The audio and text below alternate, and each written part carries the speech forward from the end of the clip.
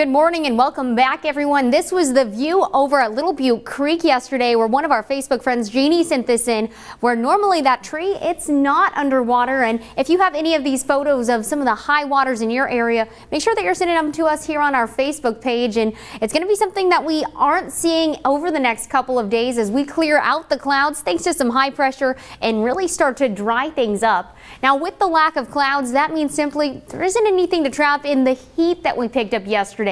So that's why temperatures in the Medford area dropping down to 33 degrees as we step outside to start the day. 32 is the trend for Montague as well as Mount Shasta City. The coldest temperatures, though, staying to the east of the mountains, where the clear sky has dropped us all the way down to the low to mid 20s. Another thing that we're watching throughout the day are some of those wind speeds, where right now we're staying less than 10 miles an hour across the coast as well as to the east of the mountains. Now, Lakeview, it's one of the exceptions where right now we're seeing that northerly breeze 12 miles an hour, and into southern Oregon's valleys. Medford right now have a very calm wind, but that's something we're expecting to change by this afternoon.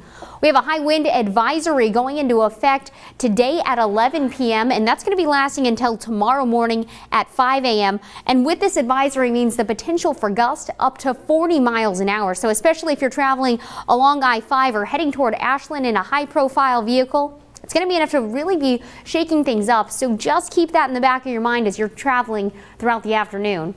Now we are continuing to push out that best chance for rain or snow showers, and right behind it, a look to the west shows what's headed our way, and there's not a lot going on. We call this big pocket of dry air an area of high pressure. The high pressure is going to continue to get rid of the clouds, get rid of the moisture, and introduce for us a very nice warming trend.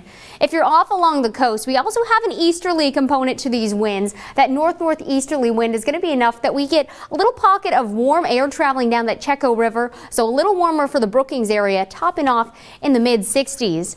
For Northern California, the sunshine bringing us up to some comfortable temperatures as well, working our way towards 60 degrees, especially if you're heading out toward Happy Camp today. Southern Oregon's valleys, we've got the sunshine and also that wind advisory going into effect this afternoon at 11, lasting not only overnight but early hours of tomorrow morning. So if you are going to be in the Ashland area in particular, look out for those 40-mile-an-hour gusts, because that advisory is not expiring until 5 a.m. tomorrow. Strong winds for you as well in the basin, but since we're used to a bit of a breeze, that 40-mile-an-hour gust isn't quite enough to get us to advisory or warning criteria. Across the mountains, sunshine and a bit of a breeze, as well as Crater Lake. We're pushing that 40-degree mark and working our way closer to 60 for Prospect. The coast next couple of days, we're going to continue to keep that sunshine around. The thing that's going to change and bring us closer to 60 degrees by the end of the week is we're getting rid of that easterly component to the wind. So without the Checo effect, we're just seeing some very mild temperatures as we head through the next 7 days. In the basin, adding in the sunshine is going to bring along two extremes for us. Lack of clouds at night means nothing to trap in the heat, so more low to mid 20s in store. But to counter that, look at that, we're working our way towards 60 degrees by the end of the week. In Northern California, we're going to see the same thing, still keeping around those lows in the 20s, so definitely need to be dressing in layers the next couple of days because we're going to be pushing 70 degrees just in time for the weekend. Same story out in the Rogue Valley. If you're getting ready to head out to the bus, before you throw on the shorts, I'd grab a jacket too, because we're just going to be starting off the next couple of days near freezing, so in the low 30s.